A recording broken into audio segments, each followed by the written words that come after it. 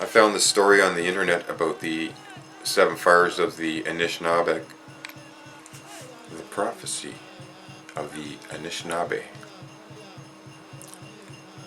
Then 7 prophets appeared to the people.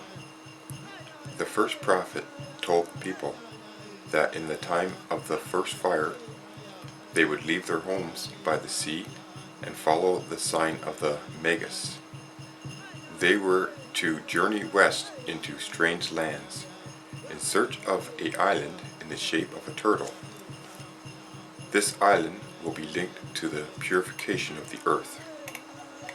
Such an island was to be found at the beginning and at the end of their journey. Along the way, they would find a river connecting 2 large sweet water seas. This river would be narrow and deep, as though a knife had cut through the land. They would stop 7 times to create villages, but they would know that their journey was complete when they found food growing on the water. If they did not leave, there would be much suffering and they would be destroyed. And they would be pursued and attacked by other nations along the way, so that must be strong and ready to defend themselves. The second prophet told them they could recognize the second fire because they were camped by a sweet water sea. They would lose their direction, that the dreams of a little boy would point the way back to the true path, the stepping stones to their future. The third prophet said that in the third fire, the Anishnaabe would find the path to the lands prepared for them, and they would continue their journey west to the place where food grows upon the water. The fourth prophet was 2 who came as one. The first told them to expect a race of people who had light skin. The future of the Anishinaabe would be known by the face the light-skinned people would wear. If they come in brotherhood, there would be a time of wonderful change. New knowledge would be joined with the old knowledge, and the 2 peoples would join to make a mighty nation. 2 other nations would join to make 4, and they would become the mightiest nation of all. If they brought only their knowledge and their goodwill, they would be like brothers. The second being of the fourth prophet warned the light-skinned race might wear the face of death. That would almost look the same as the face of brotherhood. If they come carrying a weapon, and if they seem to be suffering, beware. Behold, this face is greed. You shall recognize the face of death, if the rivers are poisoned and the fish are unfit to eat. The fifth prophet said that in the time of the 5th fire, there will be a struggle between the way of the mind of the light-skinned people and the natural path of spirit of the many nations of natural people. As the fire loses its heat, there will come among the people those who promise great joy and salvation. If the people accept this promise and abandon the old ways, the struggle will continue for many generations. This promise is false, and it will nearly destroy those who accept it.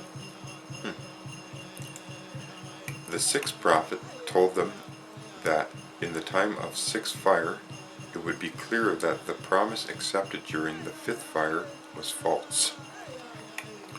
Those who were deceived by this promise will take their children away from the teachings of the elders.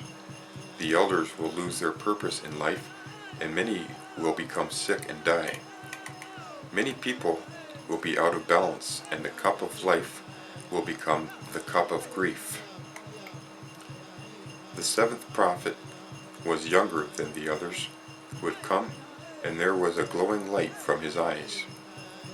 He said there would come a time when the waters had been so poisoned that the animals and plants that lived there would fall sick and begin to die. Much of the forests and prairies would be gone, so the air would begin to lose the power of life. The way of the mind brought to the red, black, and yellow nation by the white nation could bring danger to the whole earth. In this time, there will be a new people who will emerge from the clouds of illusion. They will retrace their steps to find the treasures that had been left by the trail. The stories that had been lost will be returned to them. They will remember the original instructions and find strength in the way of the circle. Their search will take them to the elders, and the new people will ask for guidance. But many of the elders will have walked the path of the souls to the star web. Many elders will have forgotten their wisdom, and they will not be able to help. Some of the elders will point in the wrong direction, and others will remain silent because of their fear. Some of the elders will be silent because no one has asked them for their wisdom.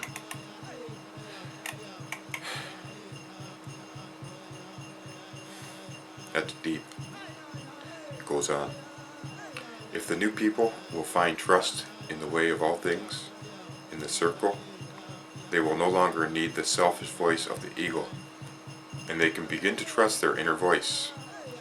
Wisdom will once again be found in dreams of the night and of the day. The sacred fire will once again be lit. The light-skinned people will be given a choice between two paths. If they choose the right path, the seventh fire will light the eighth fire, and the final fire of brotherhood and sisterhood. If they choose the wrong path, remaining on the path of the mind, then the destruction they brought with them will come back to destroy them. The people of the earth will experience much suffering and death. The prophecies are fulfilled, but for the seventh.